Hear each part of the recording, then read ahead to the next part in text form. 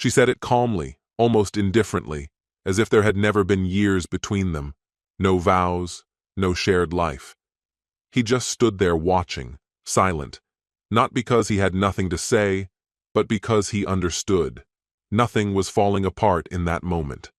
Everything was simply revealing its true place. No dramatic fights, no outbursts, just a coldness that couldn't be chased away by words or memories. He didn't try to stop her, didn't beg. Instead, he waited for the evening and made his move. From that point on, everything unraveled quickly. Unfamiliar faces, exposed names, illusions that vanished in an instant. Someone thought they were in control of the game, but he had already rewritten the rules, quietly, precisely, down to the last detail.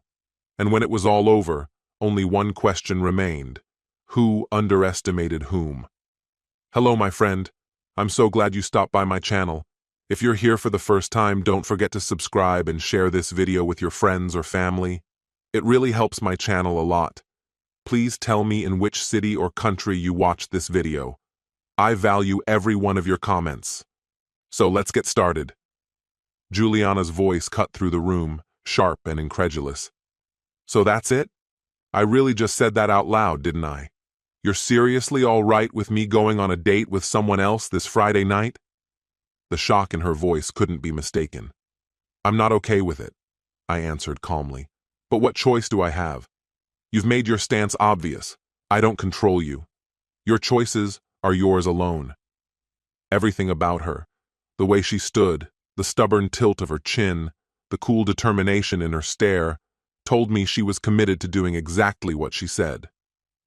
So tell me, what other option do I have? I continued. I'll be home later, she said, brushing my concern aside. Don't let your pride ruin this. I love you, and I'll make it right somehow. I looked at her directly, steady and unflinching. So, you admit this isn't right then? What? No, she said, recoiling. That's not what I meant. I deserve this. And you really think your parents, or mine, would support that idea? Her eyes dropped to the floor. She didn't answer. That silence was louder than any confession. I let it hang there between us, long enough to watch the conflict playing across her face. You know they wouldn't. And the fact that you even said you'll make it up to me? That's your conscience speaking. When did I ever say that? She snapped, suddenly defensive. Why else would you need to make amends if you weren't doing something wrong? If it were just dinner or a spa appointment, there'd be nothing to make up for. But it's not. And you know it. That's why, whether you want to admit it or not, this is a breach of morality.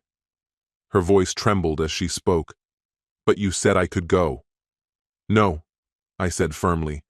I didn't give you permission. I said I wouldn't physically stop you. I hesitated, then added, I wish you'd choose to spend the evening with me instead, or stay home.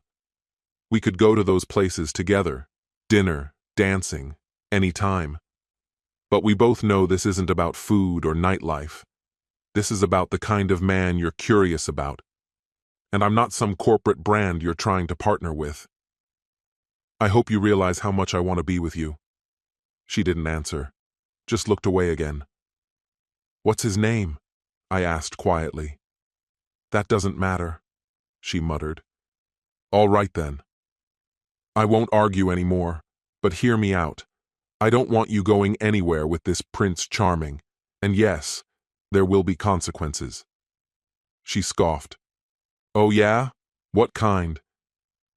The same kind you've already triggered by entertaining him, I said. You'll see soon enough. You're not just beautiful, you're smart. I've told you that again and again, not out of obligation, but because it's true.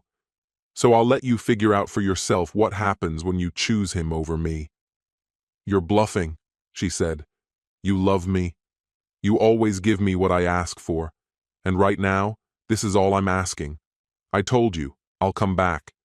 We'll love each other again, grow old together. I can't force you to be wiser, I said quietly. But don't pretend no one warned you. From here on out, you're walking alone. I picked up my keys and left, cutting off whatever words she was about to say. In the days that followed, the apartment felt colder, more distant. By Thursday, the air between us had turned to stone. I packed my clothes and relocated to the guest bedroom. She stood in the doorway, confused. "Frederick, what are you doing?" I paused, folding a shirt, and looked up. "I guess I thought better of you. What does it look like I'm doing?" "You're seriously moving out?" she asked, the first sign of concern flickering in her expression. "Yes," I said.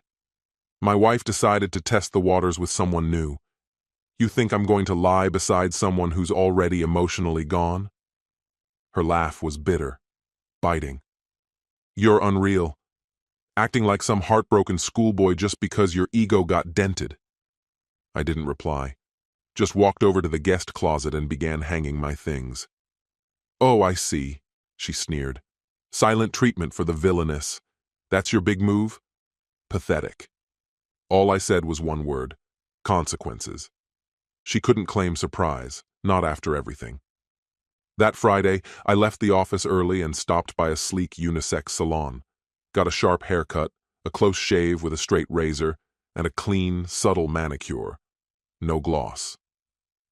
Next door, I picked up a crisp dress shirt, tailored slacks, and a fitted jacket from a boutique. I considered shoes, but passed. New ones are no good for dancing.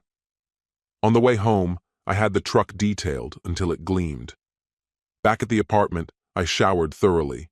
Somewhere in the distance, I heard her return and head to her own bathroom. I went downstairs and sat in the living room. About 30 minutes later, she descended the stairs in a sleek black dress I'd never seen before, with a neckline that made a statement. She paused at the bottom step, clearly waiting for my reaction. When I said nothing, she looked again. This time, her eyes widened slightly. "Damn, you look amazing. Where are you going?" "Out," I said flatly. I mirrored her earlier tone with intentional sarcasm. "What? Did you think I'd just sit here all night, bored and waiting like a loyal little doormat until Her Highness decided to return?" I shook my head as I opened the garage door. "And to think, I once believed you had good instincts. Fascinating how wrong I was." I didn't want to leave Marissa waiting. Grinning to myself, I slid behind the wheel of my spotless truck, just as her voice rang out behind me. Sharp, teasing, direct hit. That night, we found ourselves nestled into a quiet little wine lounge known for its low light and inviting charm. Gentle piano music floated through the space, mingling with the clink of glasses and quiet laughter. On the weekends, couples danced. Tonight, we just sat close and let the music speak for us. Marissa laughed at my jokes with an ease that felt rare, her laughter ringing out like a song I didn't realize I'd been missing. It's one of those universal truths: nothing beats the warmth of a woman who truly gets your humor. The connection between us, which had started with innocent conversations in the office, bloomed effortlessly. There were soft, fleeting touches, fingers brushing, a kiss at the corner of my mouth, her breath near my ear, that carried a dangerous thrill. And yet, we both knew the boundaries. I was still a married man, after all. So we danced along that invisible line, never quite crossing it, but getting awfully close. Time slipped by as we sipped our drinks, our eyes often lingering longer than they should, saying what we didn't dare speak aloud. When I dropped her off, Marissa left her signature with playful mischief, a hint of perfume dabbed on my collar, lipstick smeared just enough to be noticed. She pressed a quick kiss to my cheek, then murmured with a wink, "Go get 'em, Tiger." We both chuckled, and I drove off into the night. I walked through the front door just before 10, already bracing for the storm. Juliana met me with fire in her eyes. "Where the hell have you been?" "None of your business," I replied, my voice cool. "You don't fill me in when you sneak off with your mystery man." If you'd spent less time lying and sneaking around, maybe I'd ask if you were being safe. But the truth is, I stopped caring. You made things painfully clear, and in a strange way. I'm grateful. What the hell are you talking about? She demanded, tension thick in her voice. I stared straight at her. If you hadn't been dumb enough to suggest we open this marriage, I never would have gotten so close to Marissa. She's incredible, by the way, and drop-dead gorgeous. I gave a half smile. Thanks for that, by the way. Juliana screamed, loud, piercing. For a second, I glanced toward the blinds, wondering if the neighbors would call in a noise complaint. You want to know why I chose her first? I said calmly. Because I knew it would drive you up the wall. Her expression twisted, stunned, and slack-jawed. What did you just say? You heard me. You keep getting credit you don't deserve. This isn't complicated. You tossed our marriage aside like trash, chasing after some faceless nobody. You dressed up in outfits you never once wore for me, acting like some lovesick teenager, and now you're shocked I finally stopped waiting around? You made the rules, I said evenly. I just followed them. Only difference is, I was upfront about what I was doing. You? You can't even say his name. That's either guilt, shame, or both. So tell me, genius, what exactly are you crying about? Her eyes flared, but I could already see the cracks forming. Her lips trembled. I kept going. Let me guess, Jeremy Radcliffe wasn't the Prince Charming you pictured? She gasped, covering her mouth as if to stop herself from sobbing. How do you know about Jeremy? She whispered. I shifted my tone, mocking. Let's hear it for our contestant. She's just now catching on. Use your brain, Juliana. You work with a dozen women who all talk, and Jeremy's known for being a serial flirt. You used to laugh along with the gossip. Did it never occur to you that maybe you were just next on his list? Your so-called friends didn't hold back. For weeks, they've been filling me in on how you were falling all over yourself for him. Honestly, you didn't look like a victim. You looked like a volunteer. One of them said you gave him these pathetic, moony eyes. Maybe he dumped someone to chase you, maybe not. Either way, karma's a killer. Oh, and tonight? I added, tilting my head. Tonight was supposed to be your big night, wasn't it? A room at the Marriott, right? I watched her closely. That's his move. First night's all glitz at the Marriott, then it's straight to her place or a budget motel after that. You really didn't know? Her face collapsed as the truth hit. Her defenses crumbled. She fell apart, tears pouring freely now. Oh, Frederick, she sobbed. I've been so incredibly stupid. I don't even know how you can stand to look at me. Well, I said, steady and final, you won't have to much longer. Because I'm done, Juliana. I'm done being married to someone who's this reckless, this weak. The divorce papers will be on the counter tomorrow morning. There's 3 months left on this lease. It's a rental, so decide if you want to stay or move on. Her voice was barely audible. Where will you go? Marissa offered me a room at her place, I told her. It's technically her home office, but it'll do for now. Once the divorce is finalized, she wants to talk about what's next. It's promising. I'm actually looking forward to the future, I continued. And don't worry, we'll split everything evenly. You can sleep with whoever you want. No guilt, no questions. You won't have to worry about disappointing your boring husband ever again. Just hope Jeremy was worth it. Epilogue.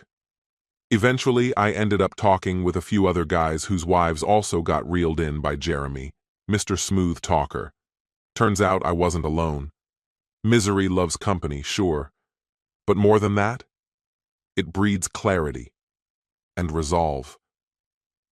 One evening, shortly after clearing away the remnants of dinner, he stepped outside, only to be met with a scene of calculated destruction. His car had been ruthlessly vandalized. Every window shattered, the paint clawed with deep, malicious gouges, the seats smeared with what appeared to be soiled baby diapers, and all 4 tires stripped clean off. Other damages hinted at a chilling level of intent. As he stood frozen, trying to comprehend the devastation, 3 masked figures, dressed head to toe in black, emerged soundlessly from the shadows. They stripped him of his possessions and delivered a savage, targeted assault, leaving him curled in agony. Law enforcement couldn't piece it together. The level of violence, particularly the deliberate trauma inflicted on his lower body, didn't line up with a simple robbery for a knockoff Rolex and a half-empty wallet. Surveillance cameras, which might have caught the incident, had been systematically disabled. There were no bystanders, no usable footage, and no leads. The case stalled almost instantly. The officers assigned to investigate were reportedly occupied elsewhere that night, deep into a private poker game at a colleague's home. After weeks of recovery, Jeremy made a decision. He packed up his life and left the state behind. Where he landed is still unclear, and frankly, it doesn't matter much now.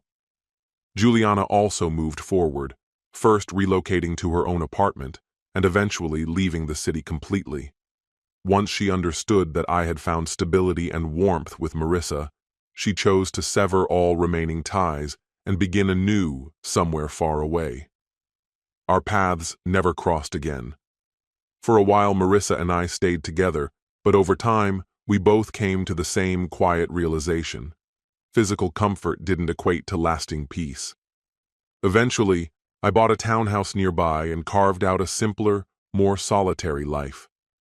In the years that followed, I changed. I became more grounded, more resilient in mind and body. Through regular visits to the gym, I met someone unexpected. What started as easy conversation and shared routines slowly deepened into something far more meaningful. With her, I experienced a kind of fulfillment I hadn't known in years, rooted in genuine care, emotional depth, and intellectual connection.